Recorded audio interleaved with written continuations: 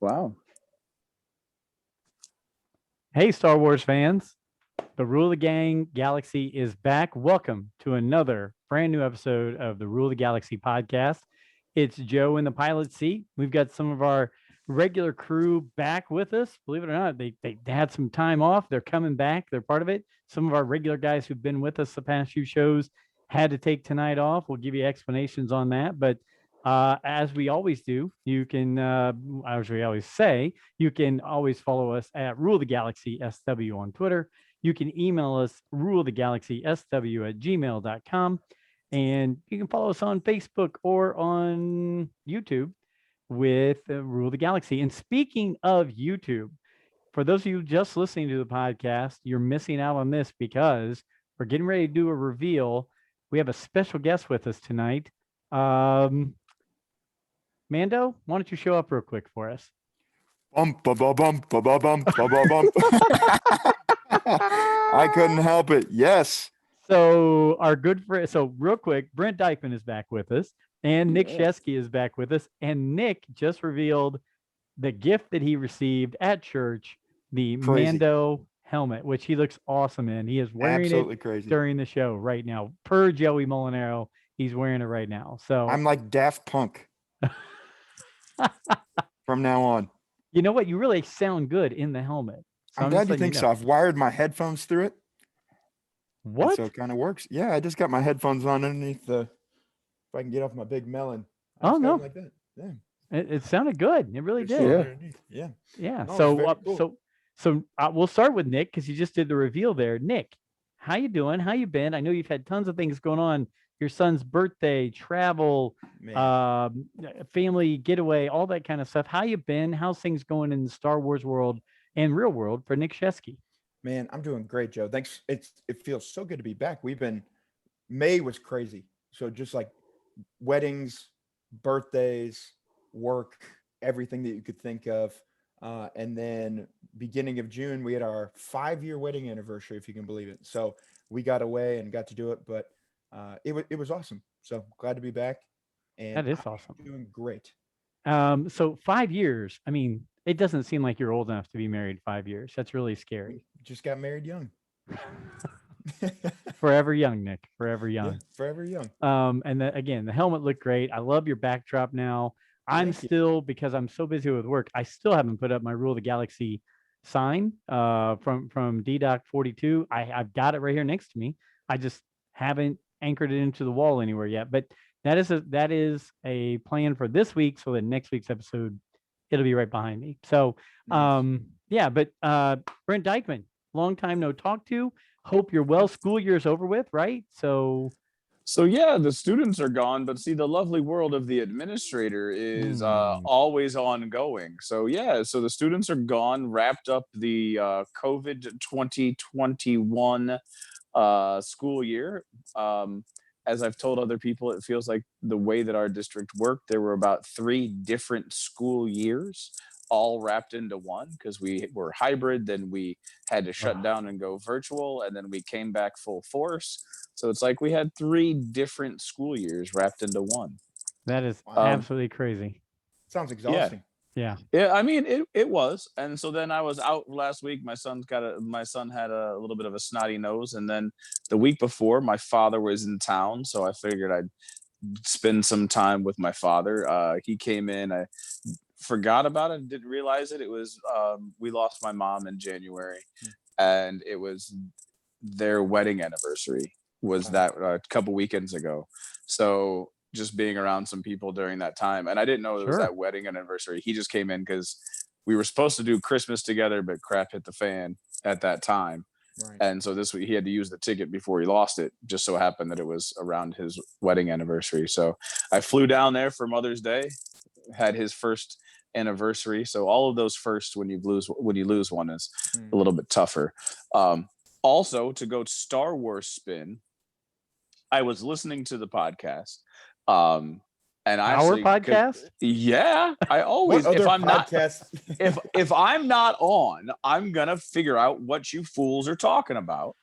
And one of the things that like I picked up on was the what is the most obscure thing that you would like to see developed into something? Yeah. So there's about 2 or 3 that are in my head, and I feel like one of them was developed into something, and that's like I would love to see a show like Mel's Diner from back in the day of Dexter Jester's Diner.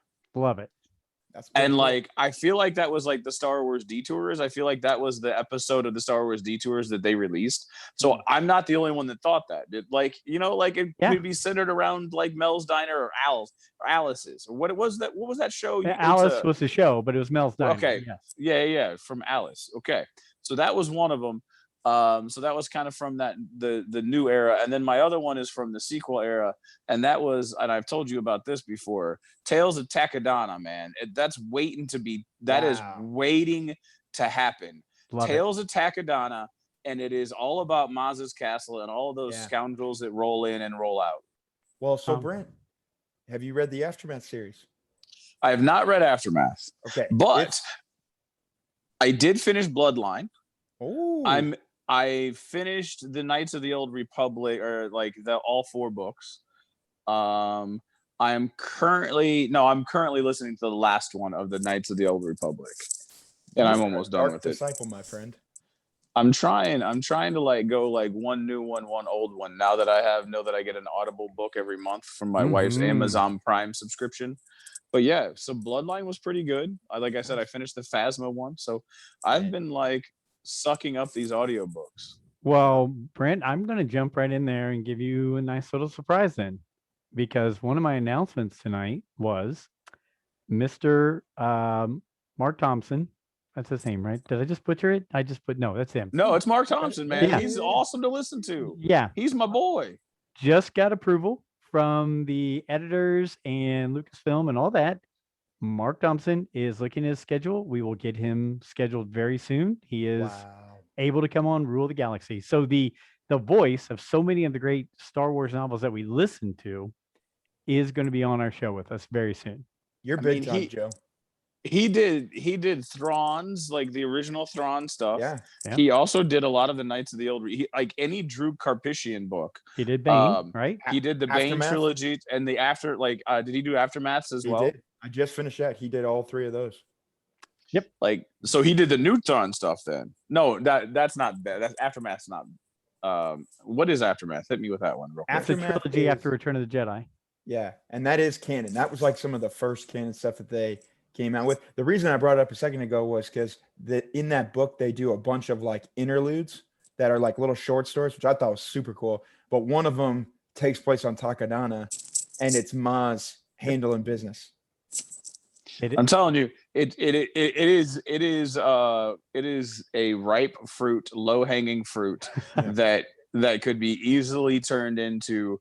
You could do it as a very kid friendly series. You could do it as a very Mandalorian style live action. Tales of Takadana.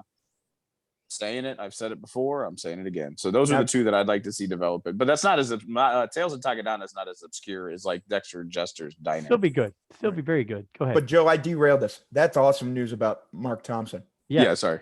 Let's go. And I had it in my head, and then I stopped myself and I was like, did I just mess up his name? No, I didn't mess up his name. So yes, Mark Thompson. I got the email today from them, and I was like, well, I'm going to share that with the crew tonight. And so really excited because I told him, I said, look, your schedule, we usually go on these days, let me know what works, because now we can all start stockpiling, because I know we're all going to have tons of questions for him. Right. I know especially you 2 are. So I'm excited about that. I know Alfie will as well. So yeah, big news right there. Rule the Galaxy will be hosting Mark Thompson, a voice of so many of the good Star Wars novels out there. Give you a quick rundown, because I know it's the 3 of us right now. Mass, let me know, he got his 2nd vaccine. That's kind of kicking his behind a little bit. Yeah. So he's down. Alfie had to work an overnight, I believe, tonight. So Alfie said, hey, here's some thoughts, but I have to do that. My brother Tony was going to hop on tonight, and we just discussed it before we hopped on.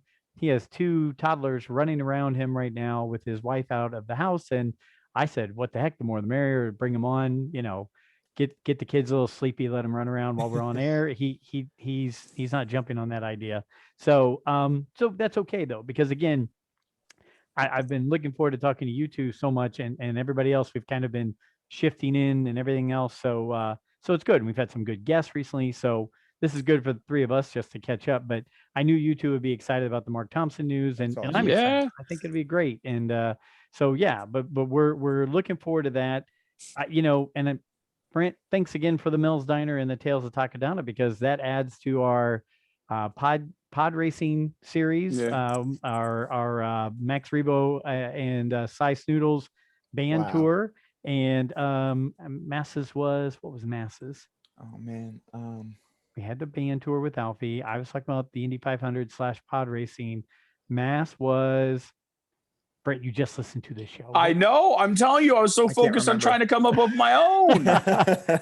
He had a good one, and I'm blanking what it was. Yeah. Well, you know what? I'll have to go back and listen to it. So, so yeah. So we're going good on that. There's lots of good things coming up. You know, it's. I was listening to some other podcasts. They are all excited because very soon, as you guys know, with the infection rates going down and the numbers of people vaccinated going up, people are talking about getting back together for conventions and and toy shows and Legions events. And I mean, I'm just excited because those kind of things, podcasts are great and YouTube channels are great, but actually getting people together and sharing Star Wars and as a community is just, it's just the best, right? I mean, going to a celebration or going to a comic convention or something like that, great things. So I'm really looking forward to all that turning, and hopefully this summer, this fall, we start getting announcements of other things that are going on. And I know Celebration would be difficult for us to go to, so I'm not even going to throw it out there unless I hit the lottery. But There's hope. But yes, but there are other things that, you know what, I mean, Dominic Pace is he's going to be in July, I think, in Northern Indiana. So we might go check out Gecko the Bounty Hunter. So go ahead, Brent. I just want to throw it out there in case anybody is listening. Fort Wayne, Indiana. So I think it's called Power 9 Gaming is having a Legion tournament. They had one in February, January timeframe, and I want to say there were about 20 different players. And then my local play group, Brian Bear, Matt Evans, Scott Huntley, Josh. What's Josh's last name? I can't think of it. Crady, a bunch of David Rosemarin, all of those guys are going to be heading. I'm just throwing their names out to see if they listen and give them some shout outs. They're heading down to Hard Knocks Gaming, which is in Elizabethtown, Kentucky. Okay. And they're going to do, I think it's like a 16-person Legion event. So as you were saying, that is the best thing, is just seeing, like, I always try to promote the things that I do in Greenwood and try to get people in just to have Star Wars and just to be surrounded by Star Wars. And I've started to get into the other games. Yeah, keep that quiet. That's on the down low. So a coworker gave me the X-Wing and I was flying the Falcon and I really liked it. And someone, T-Bob was going, I can feel it. I can feel it. And then I sense a disturbance. Oh god! And then there's the Armada game, which is flying like super Star Destroyers and flying like the Chimera and flying the Moff Gideon light cruisers and like, yeah, I played a couple of games of that. So David Rosemarin, known as Rosie, he's moving out of town. I'm trading my Falcon for a bunch of Armada stuff, so I'm not paying for it. Trading is good. But I'm still getting into the other games. Now, are you going to blame me for those as well? Of course. Because I also want to say, like, it's coming up. There is something important in your life that's coming up. And Joe, how are you? I'm doing, this is Joe. Something in Joe's life is coming up. Yeah. A significant milestone. Oh, I was with you. I was tracking. Okay. Yeah. So it's coming up, and the celebration is going to be happening for the local community on Saturday. And there is a little piece, you know, it was coming, but I finally finished her. Really? She's coming. I got a little present for you on the 19th. We can't tell Adam Bray about that. He'll be jealous. I know, right? Coming. Yes. Yeah, I got a little miniature Cara Dune that I painted up for him. It's Oh, a man. Legion-sized figure of Cara Dune. So I That'll painted it up. be So now I'll have Rex, Ahsoka, and Cara Dune, and that's Wow. awesome. So I'll have them each in the Legion, each in 3 and 3/4, and each in 6-inch. So I'll be pretty complete there. Well, thank you, and yes, not to pat myself on the back, but somehow I made it to 50 years old tomorrow.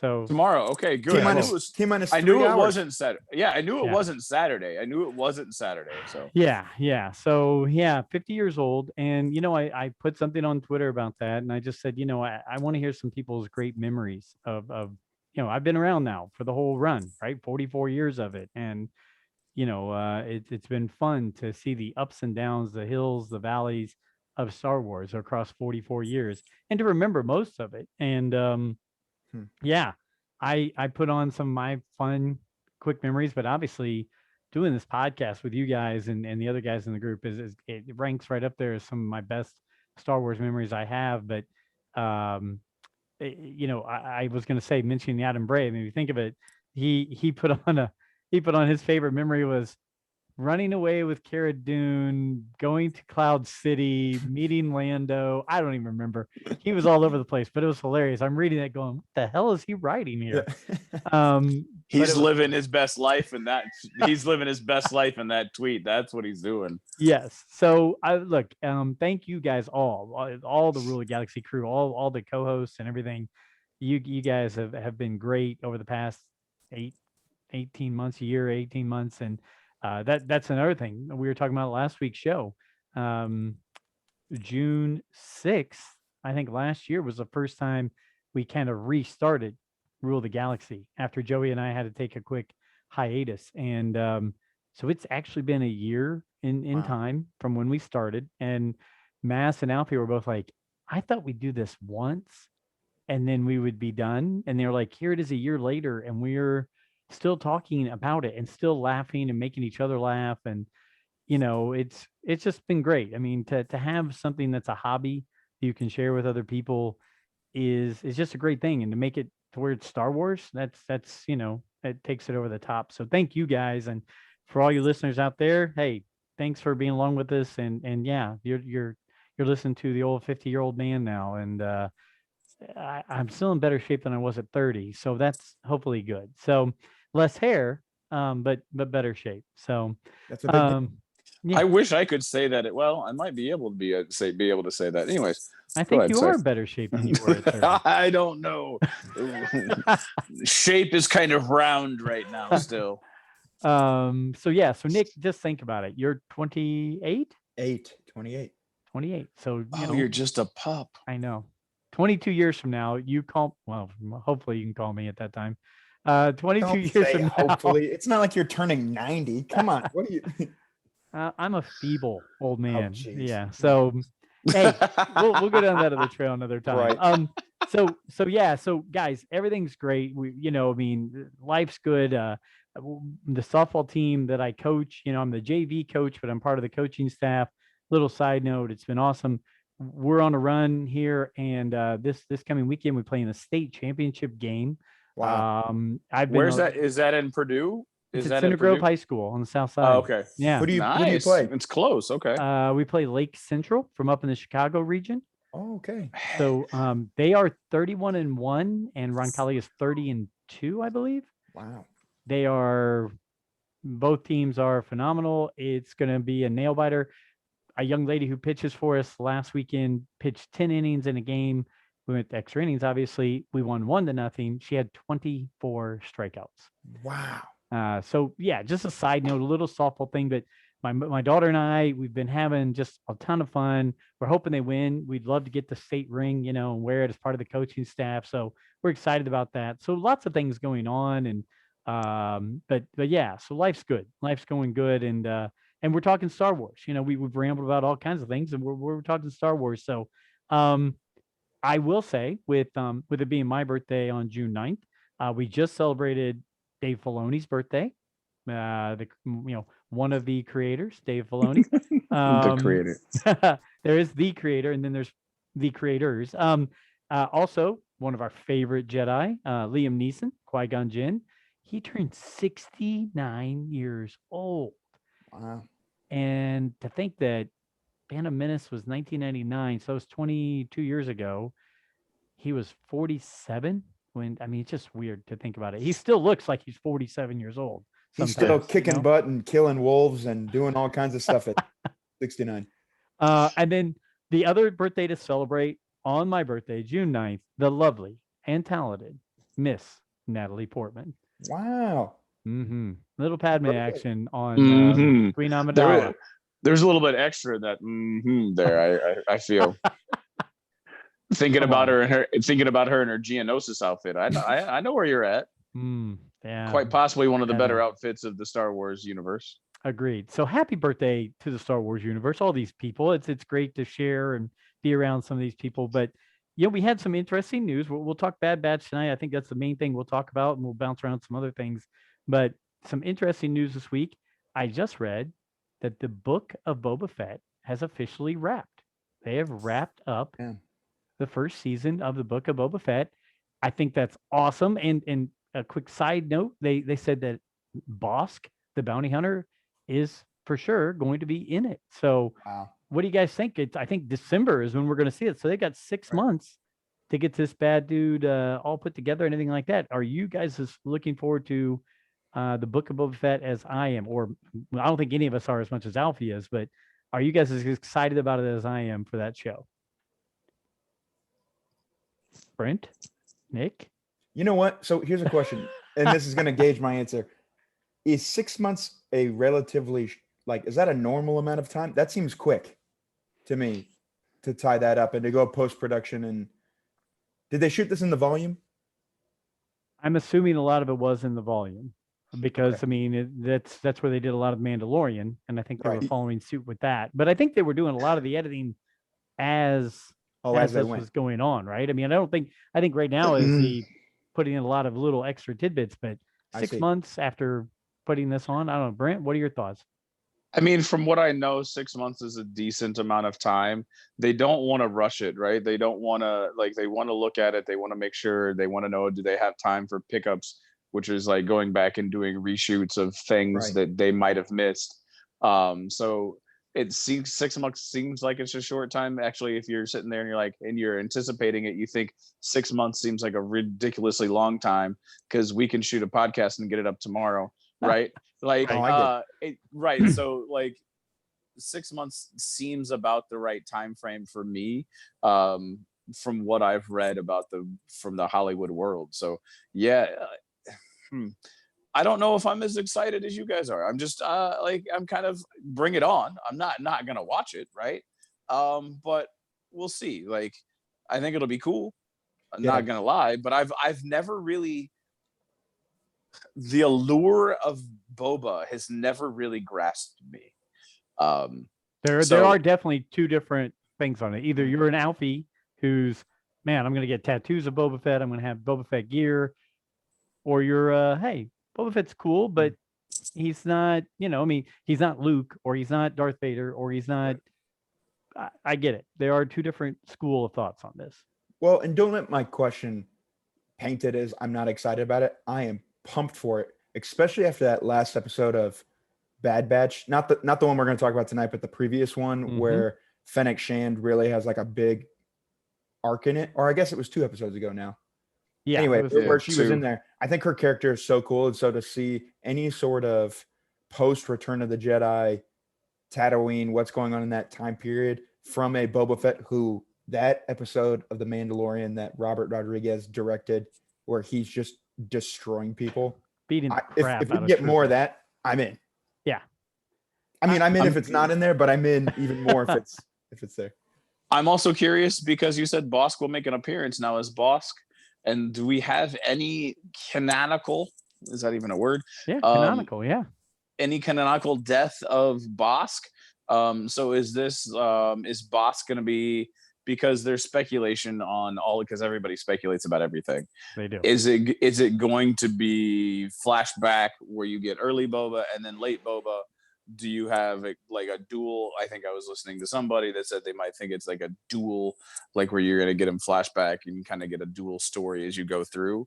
Or is Boss going to make an appearance in the post Return of the Jedi era? and be like an old decrepit Trandoshan.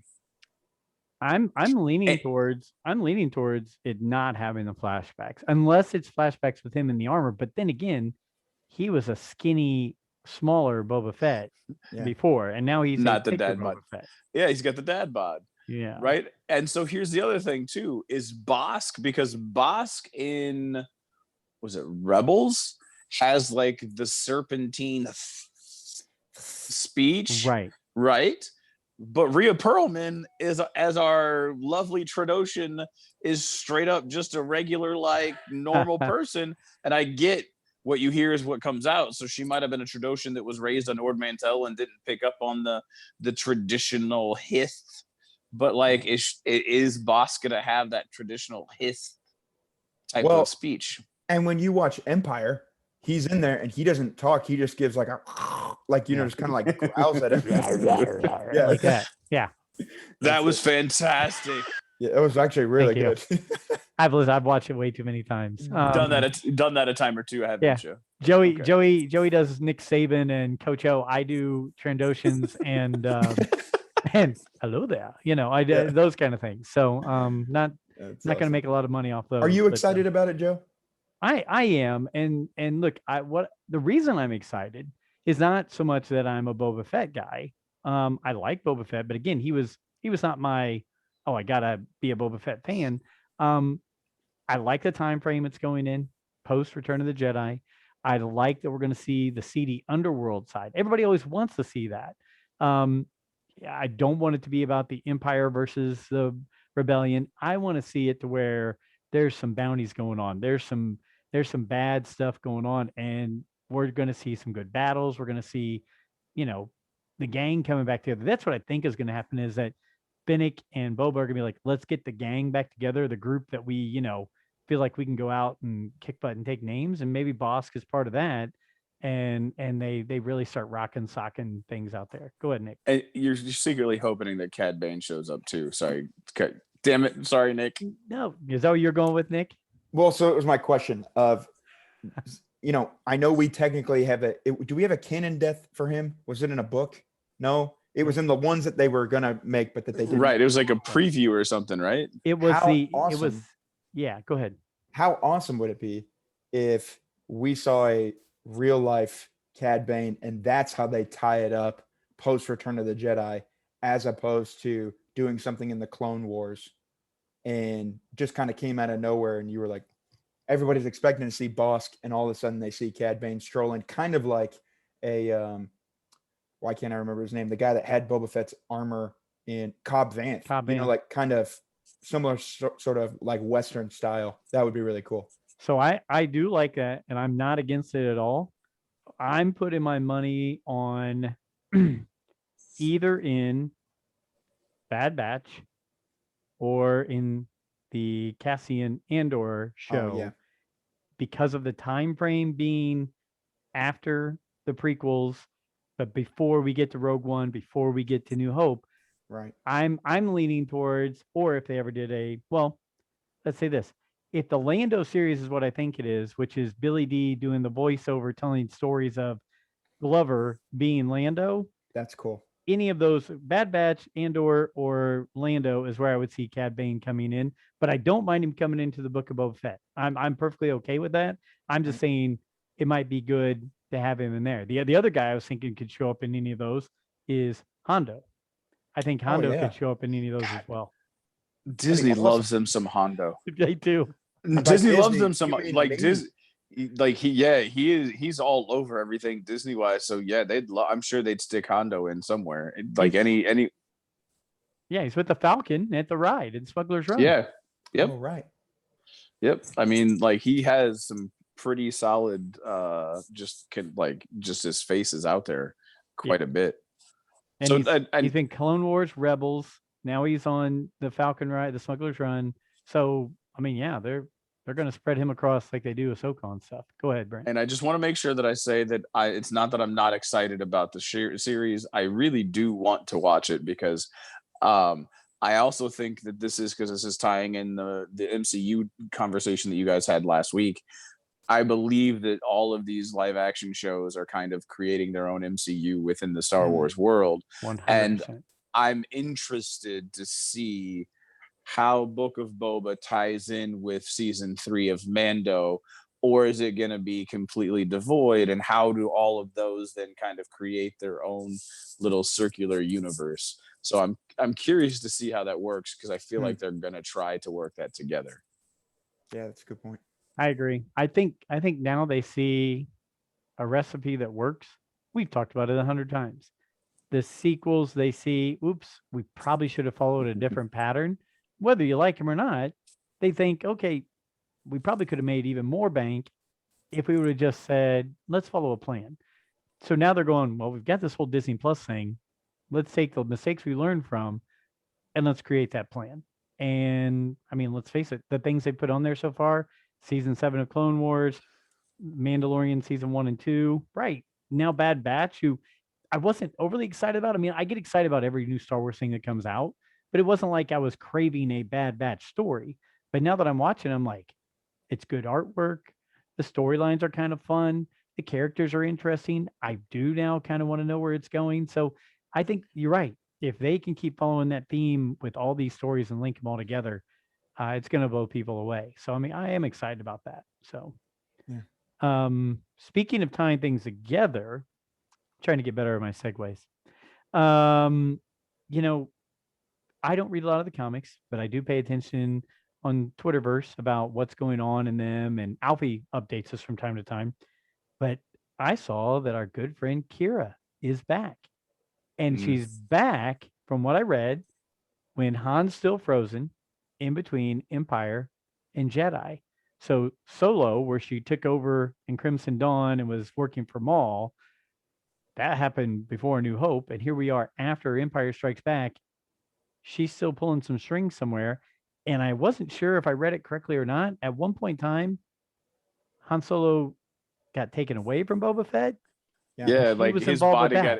Yeah, his body got so I read the story, looked at the story, or that his the Carbonite Han got stolen, and I think she was involved in the absconding and the abduction of the Carbonite Han from before it went to Jabba, before it made it to Jabba. Well, so here's where I'm stuck. So I read the War of the Bounty Hunters comic book. My less than legal source, we'll put it that way, of procuring comic books. For some reason, I don't know if there's a part 2 or where I missed it. The one that I read didn't have Kira in it. And so then when I saw it on Twitter, I went back and I looked for it. And I don't think it had been updated yet, whatever.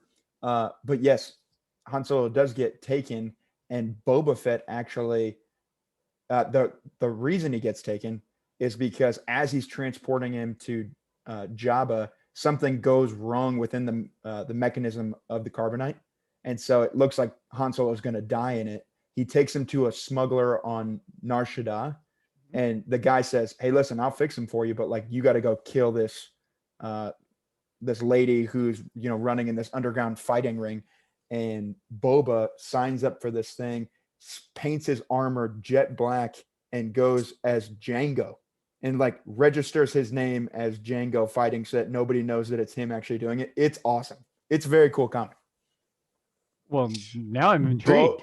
Boba in black armor? It's super cool. So now you can get the little they actually have it. They showed it at the end of the, if I can find a picture, I'll show it to you, but I don't know what the size of the action figures are. 375 3/4? Yeah, they have that in the Boba Fett all black. It is very cool. Don't tell Alfie. I know. He probably already has it. If he read the comic, I'm sure I've never seen that. And if he doesn't have it, he's going to get it. It may just come in like January of 2025, but he'll get it. But I love that comic only because I was a big fan of Shadows of the Empire, where they were tracking down Boba while he had it. And so now to see them come back and actually do canon things in this time period, especially if I haven't read it yet because I can't. I mean, I suppose I could find it, but I can't find it yet with the one with Kira in it. But I would love to go back and read it because the little bubble that I saw on Twitter essentially was her saying like, "You saved me, now I get to return the favor." Ooh. And I would like to see what that's all about. So 2 things. One, Brent, have you listened to Shadows of the Empire, the novel? The only one they have is an abridged version. So on Audible, the only one I might be able to go to like the library and get one, Libby. but I've Go been to Libby. Yeah. I mean I might be able to go to the library and get one, but like I've been using Audible. So Audible, I keep looking, and like so I listened to Shatterpoint, and it was an abridged version of Shatterpoint. And I like Mace, but I was not a fan of that book. And it may have been because of the abridged version of it. So I'm hesitant to listen to Shadows just because I can't find a fully. If somebody in the Twitterverse wants to shoot out Rule the Galaxy and email me where I can find it, or share me an audio file of a less than legal audio source, we Here are we are more talking than about that. willing. We're getting ready to have a voice actor come on from those things. We're not going to do anything illegal. true. I'll find you the No, link. I We'll no, get it. I've bought a bunch of them from Audible. I mean, See, never an audiobook. No. no. The comics, it's like they've taken the pic. Okay, it's not Yeah, important. I get you. I get you. Yeah. So yeah, but I did hear that it's Amelia Clark, right? I'm never good with Yes. names. Amelia Clark. When asked about it, she was very excited. She was so happy because she really liked her character. She really liked being involved with Star Wars. I think she's going to be involved with a Marvel's show on Disney Plus soon. So you know, you never, that might not be out of the picture. If she liked it that much and she was proud to have her come back in a comic book as her character, you never know. She might be able to pull it back off and be a live action character again. Go ahead, Nick. So here's a thought I had though, because I saw that one that they said, and she was like taken aback that Kira was in it. And I had two thoughts. One, how weird would it be to see your likeness in a comic book that you didn't necessarily know was coming out? Maybe that wouldn't freak anybody else out. To me, I'd be like, what the? That's pretty cool. Second, I feel like the comics, and we've talked about it on the show before, but I feel like the new comics that are coming out are kind of going rogue from like what everything else is doing. Really? Like, I feel like everything is like makes sense and is buttoned up like Disney Plus wise. Back to our MCU conversation, like we're actually like going places with it and we're taking it places. I feel like the comics are like the whole Vader comic where he goes to Exegol, right? Very entertaining, but it does make you go like, man, I wonder if they're going to do anything, you know, that makes it's like they're almost like they're teasing something that they're not actually ever going to do, because the comic book people are like, well, we're not constrained by anything, so let's go ahead and let's write this cool story and do it. When people like us are sitting around going like, does that mean that Solo 2 is happening, that the hashtag worked and make Solo 2 happen is going to be a thing? And my response would be, no, I don't think so. I hope so. They're a company that likes to make money. And the way you make money is you keep producing and you keep producing and let people buy it. And you just turn the till, right? And you just take it in. So it's just like in the 70s and 80s when I read all the Marvel comics. Some of them, I'll admit, were junk. They're just trash stories they threw together in there. But for a 7 to 12-year-old kid, they were a lot of fun. And you know what? I kept going back and buying them. And because I wanted to know what's next. So, you know, I know we talked to Adam Bray about it. I'm starting to believe that the comics and the novels are really becoming the gray area. They wanted it to be everything tied up into one thing, but I'm finding it's like, well, we'll put a good storyline over here, and just like with Caleb Doom, if it doesn't 100% match up, that's okay, as long as it's kind of similar to what happened in the comic or whatever, right? And I'm okay with that, because I mean, really, I am leaning more towards Brent. While I like the books and I like the comics, and I'll continue to consume that stuff. If it's on Disney Plus and if it's in a movie, that's going to be my first and foremost thing, of where it's like, this really means something and it really happened. The other stuff, they could still change at any time. So I can see where they do that with the comics 100%, because I have to assume that it goes movies, Disney Plus, novels, comics, when it comes to like how much people spend on them, how much people read them or watch them. Would you guys think that's true? The movies, then Disney Plus. I'm questioning how many comics. I question how many people even read the comics because I feel like it's just the social media posts that are written about the comic blurbs. Now I could be getting crucified by the people that love the comics, but I really feel like it's just the people that live on social media and then read the blurbs and then react to the blurbs without even reading the comic. Like me. And you're talking about the hardcore fandom versus the casual fan, Right. and the casual fan is going to be spending more. Like the casual fan is a greater population. Yep. Your hardcore fan will probably spend a lot more money on it, but you're going to get a bigger chunk of money from the casual fan. But like, Agreed. I feel like, so to your point, yes, I agree that that's probably the hierarchy of it. I also feel like because maybe it was like formative years and then they like reading the comics and then they flipped it to Legends. And so like all the comics that have come up to this point are Legends. I still, like when I sit down and read a new Star Wars comic, feel like it's Legends. Like it's like for some reason, like this medium, it's not that it doesn't count, but it feels so detached from what's going on elsewhere. Like there was this great arc that they did, and it was in between Empire and Return of the Jedi, where Luke has lost his hand and he goes back to Cloud City to try to find the lightsaber. And it was really entertaining to read. But in my mind, I'm like, no, but like, I don't think that's actually what happened. And there's something inside me. And like, I didn't write it, you know what I'm saying? But in my mind, I'm like, why would you go back to the scene of the thing other than it's somebody sitting in a room by themselves going, hey, you know, it'd be a really cool idea. Let's have them go back to Bespin and go back to Cloud City and, you know, weeks later and try to find the lightsaber, and we'll have some little Ugnut find the lightsaber, and that's how it somehow gets to Maz later. You know, like, and we'll find that out later because we still haven't found the story out yet. So, but it's a story for another time. It is. It's a story for another time. Speaking of stories, we talked about it already. We brought it up. Story of Bad Batch. So, episode 6, Decommissioned, was just the most recent one. I actually found that I liked this one more than I'd liked the last 2 or 3. Like Mass talked about it. The first one was a banger. The first one was like, we're going all out. We're putting everything in it to show you a mixture of everything going on pre and post and everything, Order 66 and what's going on. And then it kind of took step backs and started laying groundwork for things and all that.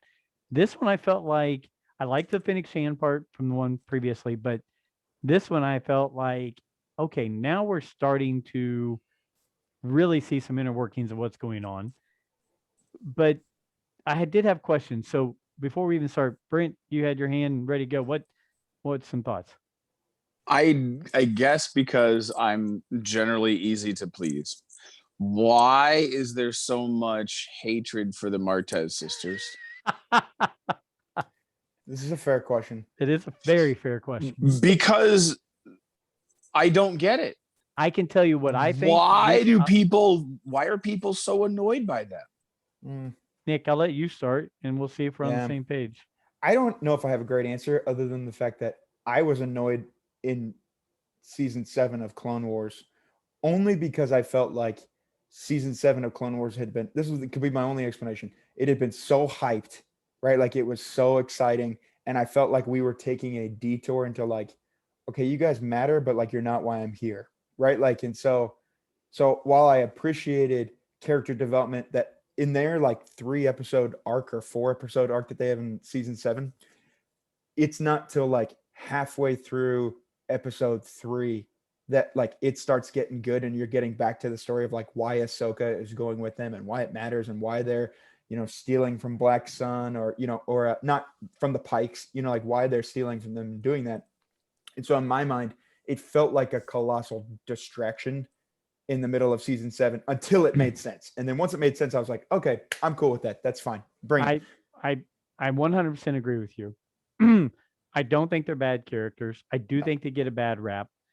Are they my favorites? No, they're not my favorites, but I was okay with this. Now that I've watched the season 7 again, I was okay with that storyline, but I think you hit the nail on the head.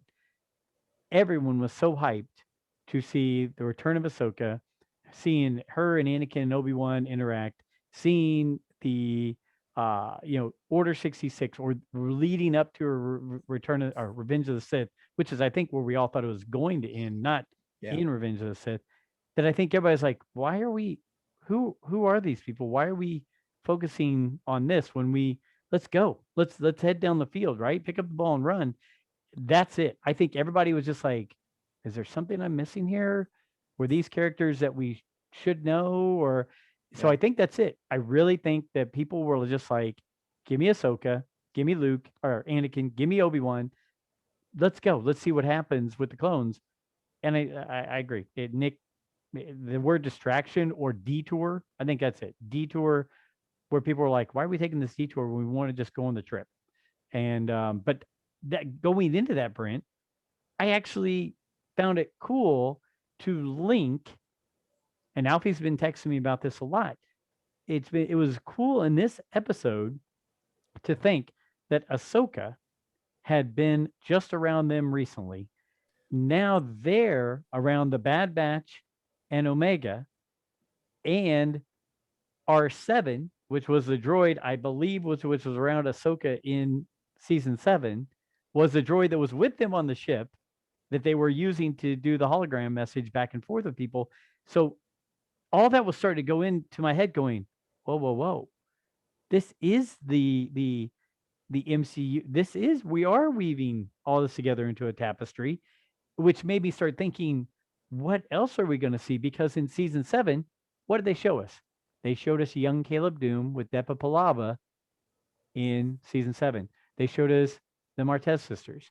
They showed Dryden Voss and people like that around Maul in season 7. I'm thinking that was just, hey, here's an appetizer for what's coming in Bad Batch. They were teasing us, and the ultimate tease, which I don't know if we should even jump to it, but the ultimate tease was the hologram at the end, because everybody's like, who the heck is the hologram at the end? And so I enjoyed the Martez sisters in this one. I thought it was a good storyline for that to wrap in, because I was not expecting it to be them when they showed up in this episode. So what I heard was fans think that they can predict the future and get pissed that it's not what they thought. You're and therefore 100% they right. hate the characters because of that didn't match up with what they thought it should be. Welcome to Star Wars. Okay, what's it in dodgeball? What did he say? I found if you never have goals or expectations, you never let yourself down, or something like that. That's how I go in every show. I guess like I never saw like so, and I actually distinctly remember one of the first shows, if not the first show that I was on with Joseph Molinaro and Rule of the Galaxy back in July of 2020. We talked about it, and one of the things you said was you were not that big of a fan of the Martez arc, and I said like no, like you had to see how Ahsoka got to where she was. She had to have somebody lead her to show where the other people viewed the Jedi. She got to see she had a bad view of the Jedi now because of what her experience is, and now she also sees, well, the people don't even necessarily respect them as much as we think that they did.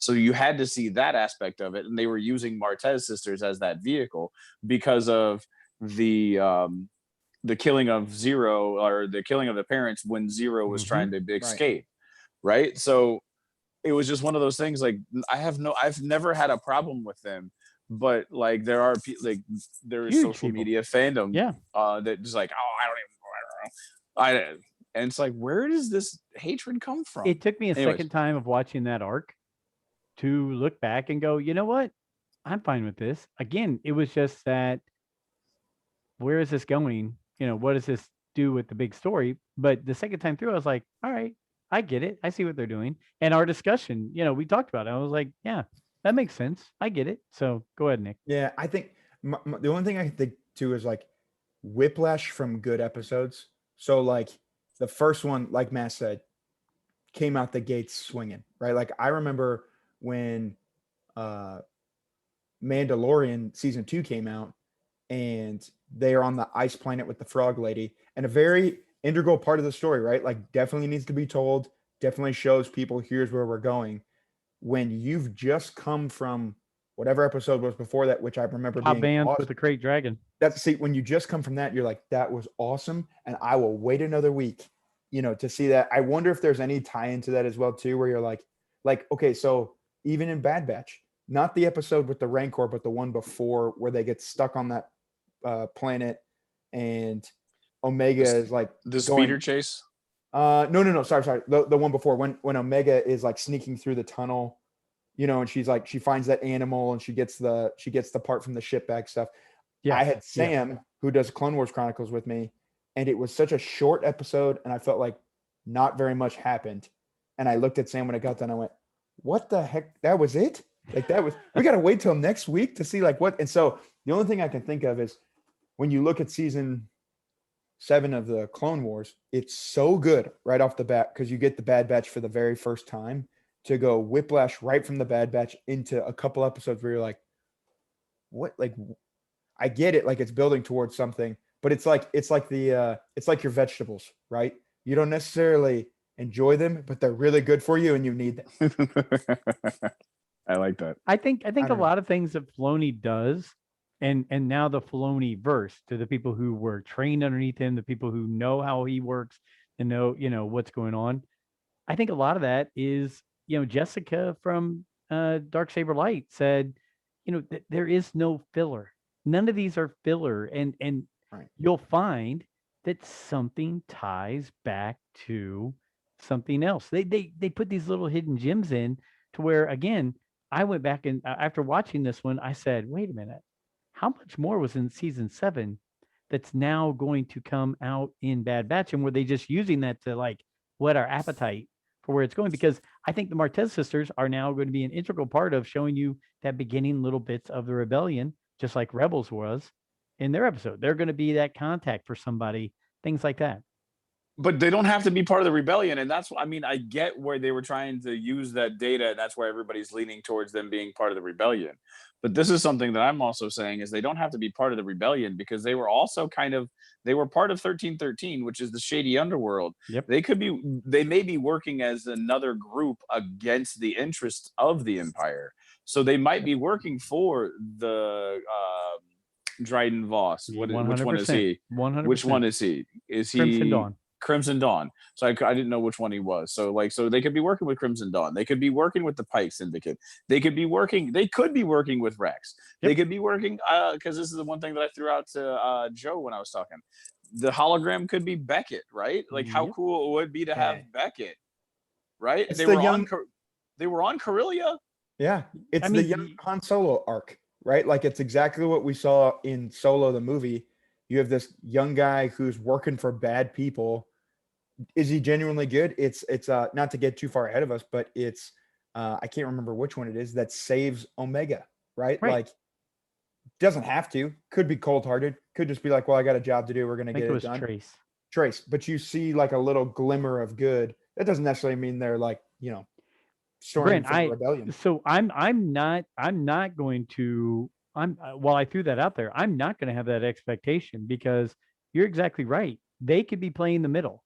I mean, there's the left, there's the right, there's up the middle of, you could be for the Empire, you could be for the beginnings of rebellion, you could just be for the group up the middle that's willing to pay you and wants the information to use both sides or to play both sides.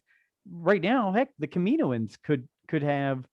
I mean, you could even have a whole nother layer, bounty hunters, the crime syndicates, the Kaminoans, the Empire, the rebels. It could be any of those groups that they're connected to. We don't know. That's why I said it's so cool to think, man, who is that? What's that tie-in going to be? Because we don't know. So and yeah, you don't know who Sid was working for as well, too, Nope. right? Yeah. It could be the possibility that Sid and the Martez sisters are working for the same person, Yep. or it could be they're working for competing interests as well. Like the clones just did what they were asked to do because that's what they were asked to do, right? So yeah, there was something else that there was in there with the Martez sisters. Oh, before I recognized them as the Martez sisters, because I didn't do that until after I talked to Joe, my first instinct is, because I've been watching a lot of Rebels, is the episode where Sabine ran into her old friend that was working for Crimson Dawn. and she looked like the bounty. Like before I didn't recognize the name. Again, I don't like Clone Wars isn't something that is like, while it should be because this is basically a offshoot of Clone Wars, it's not something that's in my repertoire that is like in my brain. It's like, oh, that's from Clone Wars. I didn't recognize the names, and the skin tone and the facial features is what I went on, and it looked like Sabine's friend, the bounty hunter that Sabine was working with. And I was like, ooh, is this, and timelines get messed up in my head. I was like, ooh, is this a way to pull Sabine into this? Which I thought would have been a cool, like, that was where my head was going until I talked to Joe afterwards. It was just, I'd be awesome to see that aspect of it too. Is like, so because this is around the time that the rebels are forming, like and I always want to know is how did that rebel group come? So I was thinking that was the two, that one might have been Sabine and her counterpart getting together to get the helmet, and then you might get like just kind of toss the rebels into it. And how cool would it be if that ever actually was what it was? Yeah, I think I agree with you 100%. I think I would love to see the beginnings and origins of all those different things. One of the things that does get you is timeline. I mean, you have to really start going, okay, so this is weeks, months after Order 66. Okay, where does that put us? And man, I tell you what, your head starts spinning on, okay, I just watched this series. When did that happen again? And how old would this person be here? And so, yeah, so Ketsu Onyo was her name. And you're right. Looking at the graphics on her and everything, very similar to the Martez sisters. So when you first told me that, I was like, oh, holy crap, did I miss something? Was that her? And then I went back and watched it again. And I was like, no, that was the Martez sisters again. So, but you're right. And the thing we have to think about is, let's say this is months after Order 66.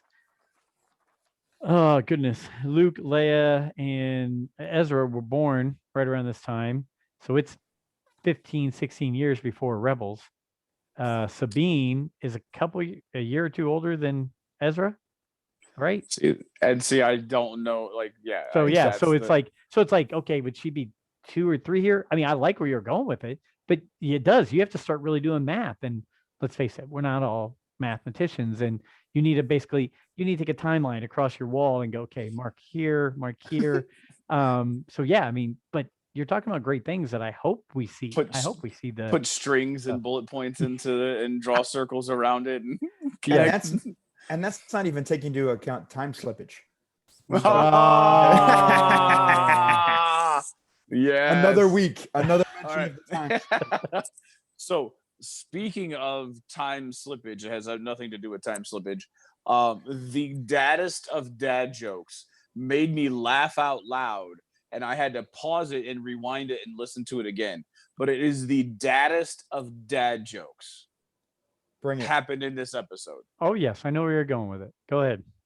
It was fantastic, and it is the daddest of dad jokes.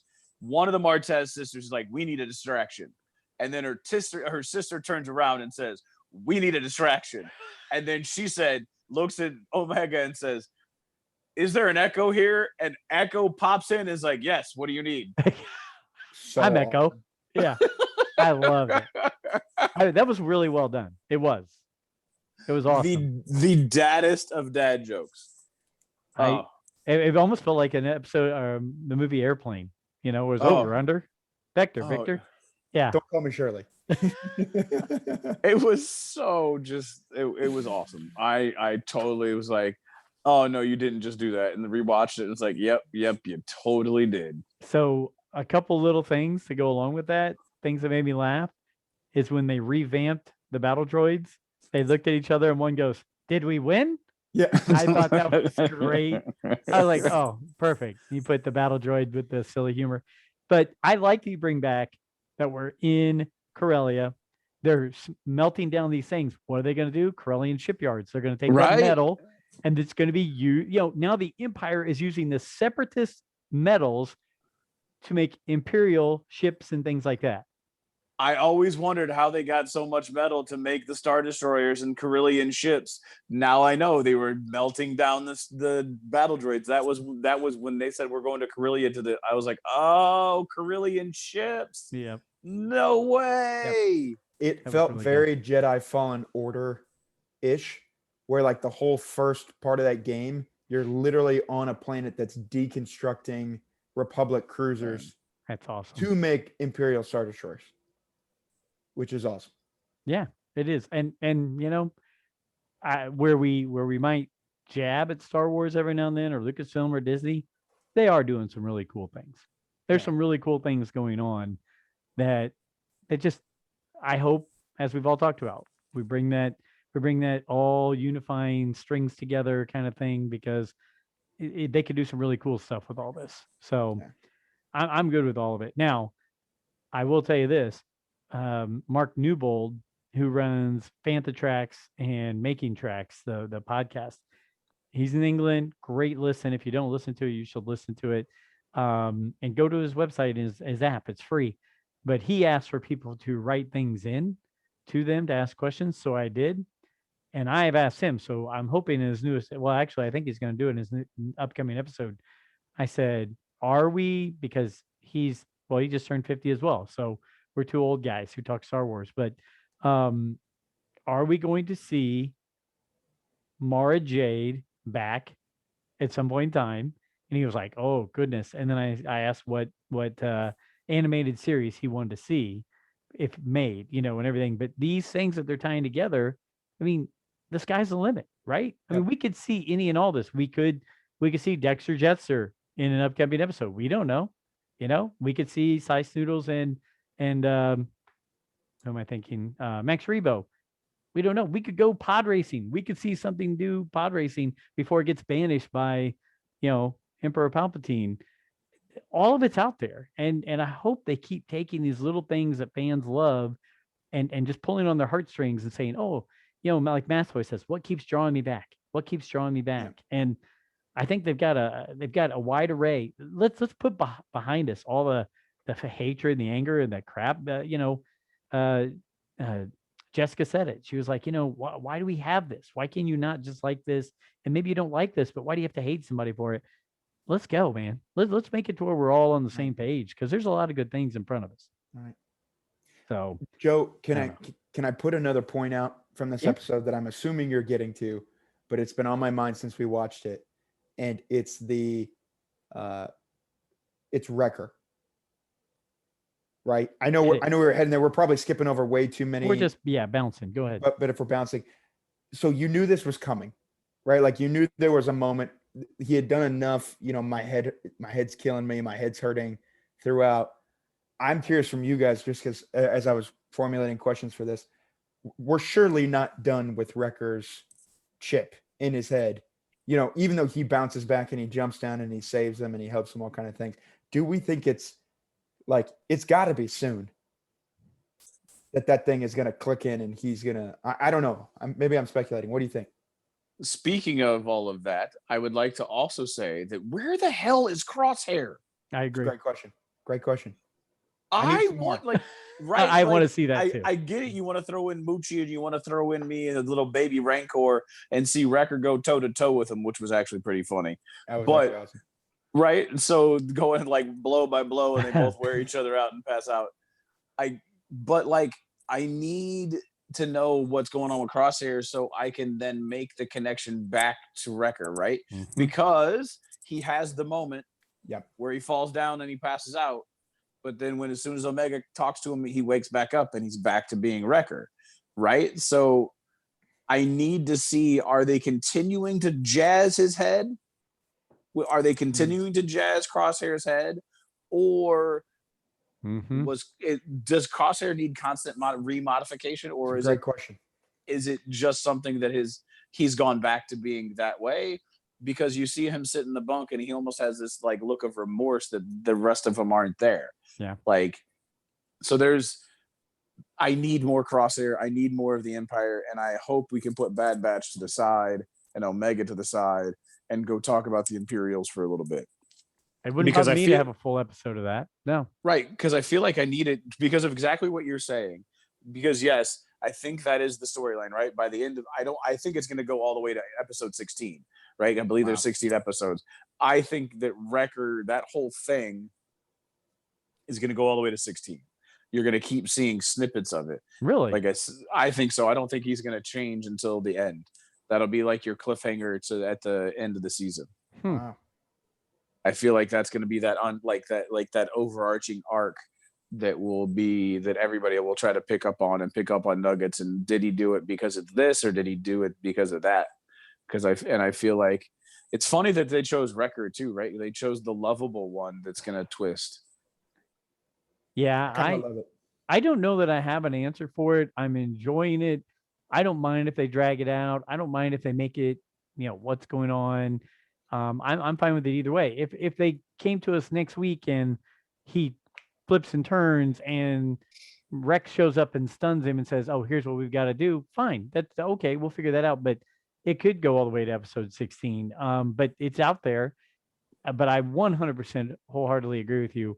No matter what goes on with Wrecker, I need to see what's going on with Crosshair, what Rampage is doing with these special troops to get them turned and making it to where the clones are training the new ranks of stormtroopers and all that stuff. I want to see more of that. I think everybody wants to see that beginning of the stormtrooper groups. So yeah, I'm good with both storylines. I do need to see more Crosshair, but they can stretch it out or they can end it soon. I kind of want to see him flip. I kind of want to see him go bad for an episode or two, and then somehow they figure a way to like stun him or knock him out and take the chip out. I don't know, but either way. So if they do that, then do they then go and hunt down Crosshair and do the same thing with Crosshair? I think that's going to be their end goal. I think that's what they're shooting for. Is they're going to say you're only doing this because of the chip that's in your head. And Tech, he's still making those tools, right? What if Tech goes, okay, I figured it out, and then again, Rex knows about it, right? So what if they team up and say, here's how we've got to save Wrecker first, and then now let's together as a team go track down Crosshair. I think that'd be cool. Fine. But I don't think the team, and here's the other part, is the viewer knows that Wrecker's having these issues. The team doesn't know that Wrecker's having these issues. Nope. And as a viewer, I did have my audible moment where I went, "Oh no!" Like when he slams head first. You knew it was coming, but he slammed into it and he starts saying that good soldiers follow orders, and you're like, "No!" Like because you're right, it's the lovable, basically Mark Ruffalo is the Hulk. Like you're like, "Oh yeah, you're awesome. I like you." And I know you. You're a friend from work. Yeah. It's Hulk smash. You are right. He's like Hulk smash, right? So. Yeah, no, I'm good with any of the directions. I just think we need to see more Empire. I'm okay if Wrecker, like I said, if he turns, if he doesn't, if it just keeps bothering him. I kind of leaning towards I want to see him turn for a little while just to add some spice to it. But I'm enjoying it. I really think there's more out there that we have no idea what's coming with this series. I think it was it's a bunch of guys like the A-Team. And I think they're going to turn it into something completely different by the time we get to the end of it. Yeah. So I don't know, but it's good. It's fun. It's Star Wars. And it's not something that is like, oh gosh, this is so deep or whatever. No, it's just fun Star Wars. Right. And it's good to talk about and watch. So anything else you guys want to hit on outside of Bad Batch or anything like that real quick? Hit me, Nick. Oh, sorry. Last one on the Bad Batch. I was pleasantly surprised when the Martez sisters do save Omega. I thought for sure they were teeing us up for another small unveil of like who Omega is and what her background, like when you saw in the first one where she shoots shoots Crosshair, right? When you see she knows talks to the animals. She talks to the animals. She knows, I don't know why I can't remember the name of the Trandoshan. Sid. She knows it's Sid. I thought we were going to get some other, like she miraculously saves herself. I was actually really happy to see. She levitates out of the. Honestly, I was preparing myself. I was like, okay, Mary Poppins is coming back. We're gonna get some sort of. So do you believe? Are you a Jedi believer of the Omega? Dude, first of all, I said this to Sam. I'm having a really hard time getting on board with Omega as a character just because of the accent, and I know that's terrible. But like when she's like, I got the droid Heed, all I could think of was if you've ever seen that Mike Myers movie, Heed, move now. That's all I could think of. I love that movie, but there's something to her, and to me, I'm wondering like it's got to be she's done enough weird things to just think that there has to be something unique and special. And if it's not force sensitive, even if it was like a Guardians of the Wills, where like they're not technically a force user, but they're in touch with it, and able to discern things through it, that would seem a little bit more. Or is that just your fandom of and the lore of Star Wars having some force user? You're wanting her to be a force user. I'm just trying to, I don't even necessarily want her to be like, because I think it was one of the books, it was Plagueis or something like that, and which is not canon anymore, but they actually made a case for why they didn't clone like genetic Jedi templates. And so for me, I'm like, yeah, well, you can't do that. Like that doesn't, they explained it before.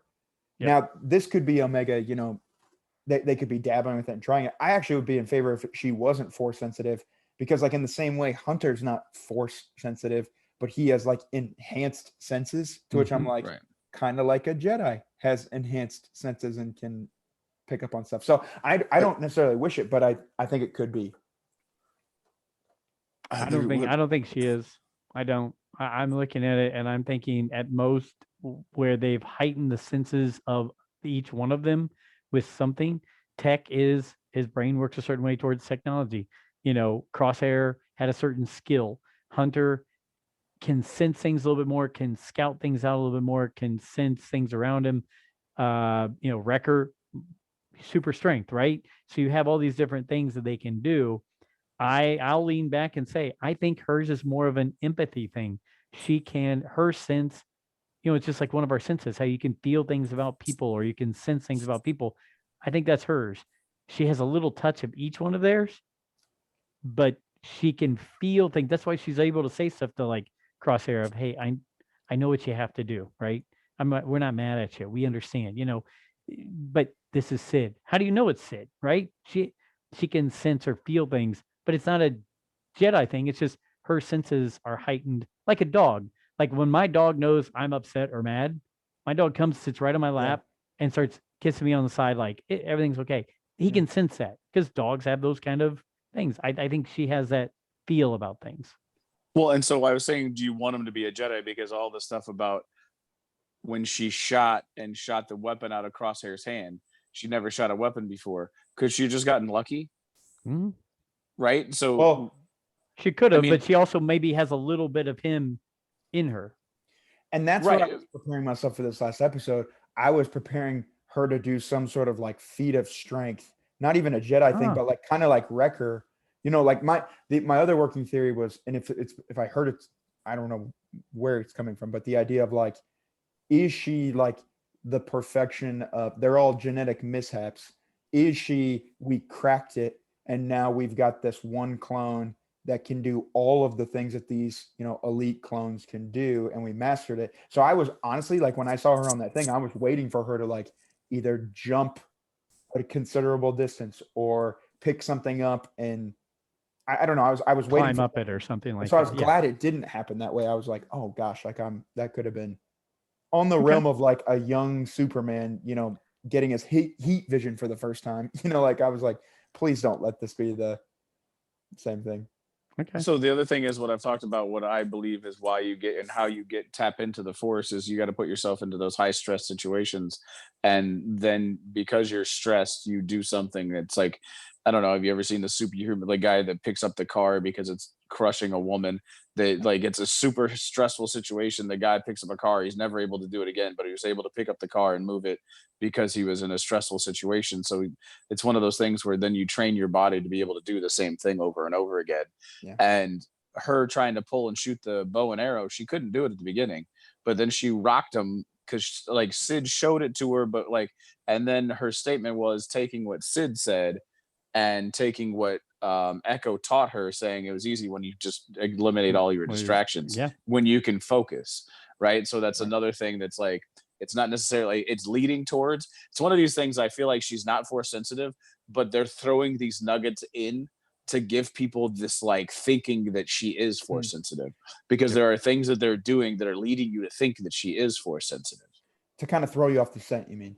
I think so. Yeah. Yeah. And this is exactly what I'm saying. I think we're going to be like, oh, when this all comes together, because people are starting to build those thought processes of, well, this means this, or that means that. I think they're just going, and we're reeling you in, Right. and whoop, and That's you're gonna very be true. like, whoa, what just happened there? What's going on? And that's what I'm hoping. I mean, that's what I'm looking forward to, because I don't need her to be a Jedi. I don't need her to be Palpatine's clone. I don't need her to be all that stuff. I need a good story with something that is going to make us kind of look around and go, wow, I didn't see that coming at all. And that, I think that would be fun, for this series. So to get towards the end, I'm going to go to Nick, because I said who I thought, threw about 5 names out. Who's the hologram, Nick? Joe, who's the hologram? It's a great question. So I texted with Sam the second this was done, because he was also up on Central Time watching it way earlier than I was,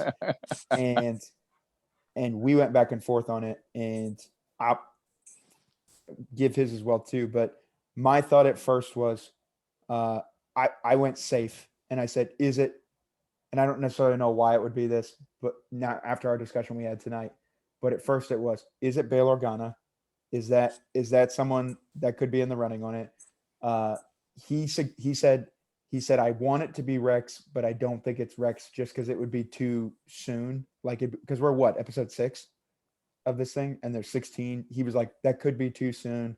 I'm not in the camp of the people that think that it's, Mace Windu and bring Windu. No, like that. Not a chance. Absolutely not a chance. He did fall 1,000 feet though. Yeah. Thank you, Ryan Massengill. My other, and again, I don't know.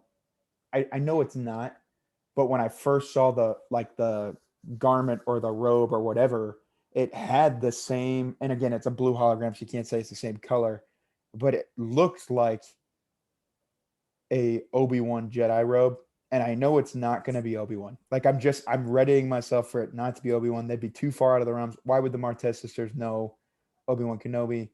I don't know. And why would he let himself be seen by anybody? That's it. And so my first thought, I was like, could that be? And I was like, no way. Like, not, so my mind's scattered all over the place, and I'm just as confused as I was.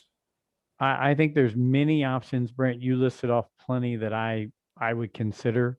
I think you're looking at Rex, because they mentioned they were rogue clones, which we knew you'd be interested in. Thought that was interesting.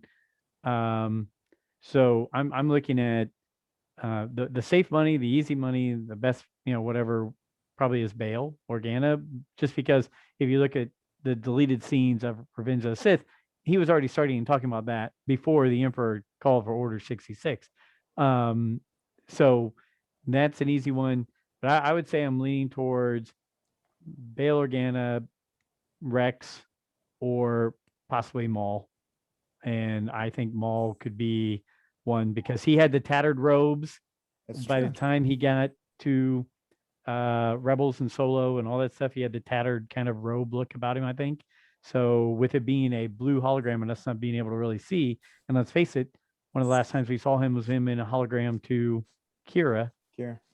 And they, while we think they've turned to the good, they could be playing the odds, and you got to choose sides, like she said. Yep. And sometimes the side is who will pay you the most. So one that I thought you would say, and I also think it's easy money, is Ahsoka, because she's with them. And if you think about it, like the robe that she wears when she comes back to get Sabine, and I know that's a long way down the road, like timeline. No, but she had tattered robes at the end of episode 7 that too. robe. She had that robe look as well. Like if you look at that robe, Ahsoka wore that robe too. And I thought you might throw Ahsoka out, because I feel like that's another sense. I was going to, and here's where I'm twisted on this one, because I watched it both times with the what am I looking for? The captions, subtitles. Yeah.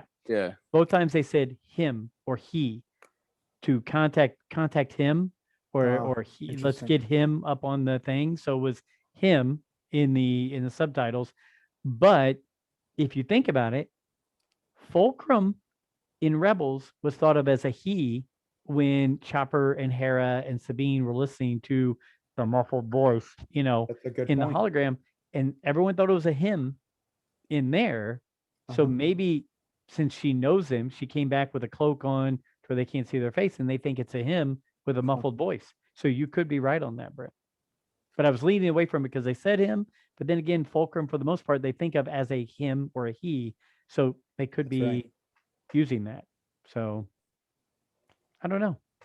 I will say this. I'm really interested to see who Fennec Shand was talking to. I'm really interested in seeing what the Kaminoans have in plan. And I'm really interested in seeing who this hologram was here. Yeah. So, That's a good point. yeah.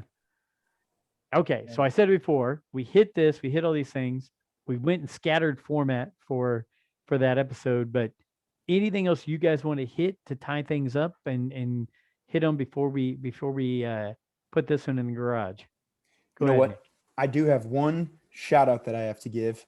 Yeah. So the Sunday after I was gifted the Mando helmet, I walked into my office again, and sitting on my desk with a note that had the quote, there was a little note that had the quote. It said, "Once you start down the dark path, forever will you be consumed by it."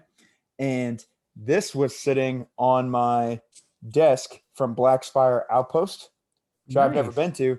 And it was a Sith Holocron from and it doubles as a magic 8-ball. And so like you can pull out like the crystals and put like different kind of, and let me see if I can get it to like, oh, of course, That now is when I awesome. need to do it, The Jedi confused indifference with peace, dogma with knowledge, and weakness with serenity. Only the Sith see the galaxy as it is, and as it shall be made to be. so like super That's cool. awesome. And I found out, I did some digging. I still haven't figured out who the Mando helmet's from, but the Sith Holocron was from my a guy I know named Kyle Peacock. He is a avid listener of Rule the Galaxy. He said that he was going to get a Jedi Holocron, and then the more he listened to the show, he was like, "You're not a Jedi guy. You're a Sith guy." To which I said, "Thank you." And I agree with him. And so Dr. Kyle Peacock, thank you, sir, for the Sith Holocron. It is Kyle Thank you. Peacock.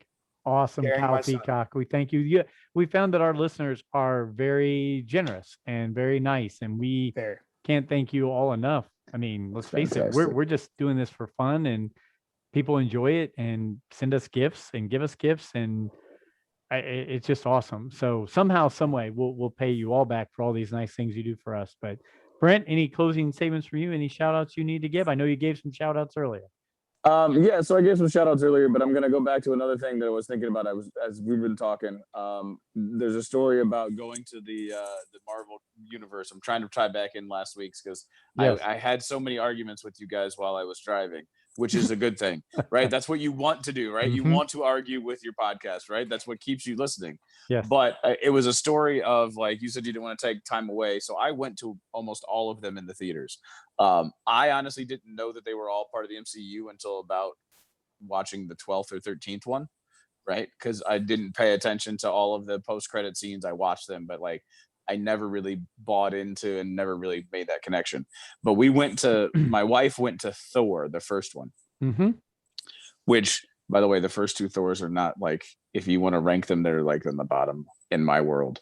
So we went to the Thor, and there was a moment in the movie when Natalie Portman was going to kiss Thor, and my wife looked at me, and there were probably 20 people in the theater, and she said, "These nerds are gonna ooh and ah when they kiss."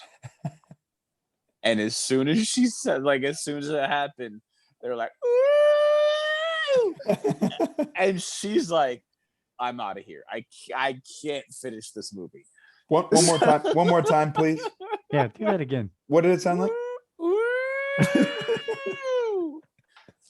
Right? Like, Oh gosh. and so from that moment forward, she never went into another Marvel movie. She's not a Star Wars, and this is my thing. And like, she totally doesn't understand it because she could see it coming for about 5 minutes. And she's like, "It's going to happen. They're going to kiss because they're building up to it. They're going to kiss. And these people in this theater are going to go, ooh, woo. So I had to tell that story because I thought it was hysterical. You know what though? That reminds me of when I went to go see Rise of Skywalker, and I was sitting there, and there must With have the been, Rey kiss. there must have been a diehard Star Wars fan behind me, because they kiss, and from behind me I hear, "What the hell?" Like, just so confused, very angry. So good. See, Star Wars memories. That's Yeah, Marvel there you and go. Star Wars memories. So There you go. guys, it's been a fun show. We've gone a little long. That's okay. We've had some good topics and good fun. It's so good to get back with you two after a little hiatus from both of you. I really appreciate it. I'm gonna celebrate the heck out of my birthday tomorrow. I'm probably gonna try to fix up my office the way it needs to be, and the sign and all that. And Are you taking a day? Are you going to take a day and fully celebrate Joe Molinaro? yeah, I am. Good I'm for gonna you. take the day Good off for work, you. and I'm just gonna have fun because he only turned 50 once. Some of us, hopefully. But fortunately I've made it. And so yeah, so we're gonna do that. And I can't wait for us to all get together soon and hang out, whether it's Legions or my birthday extravaganza. We're all in for all that. So thank you guys both. Really appreciate it. For those of you guys who couldn't be here, and Mass and Tony and Vinny and Joey and Alfie, and just, hey, thanks for always being there and being a part of what we do, even if it's behind the scenes. To our listeners, can't thank you enough for being with us for a year, plus. And it's been a lot of fun so far. We'll see where it keeps going. And for you listeners who like the audiobooks, we can't wait to announce when Mark Thompson will be on. So you'll be able to listen and have your questions ready, because we're going to be excited and just basically hit him with a barrage of questions the entire time. But hey, it's been another fun show. Show number 84, by the way, 84. Crazy. Thank you guys. Show 84. Again, listen to us, listen to us, watch us, all those things. Facebook, YouTube, Rule the Galaxy. Email us, RuletheGalaxySW@gmail.com. Twitter, at RuletheGalaxySW. For the guys here on the show and me, thanks again. And until next week, may the force be with you.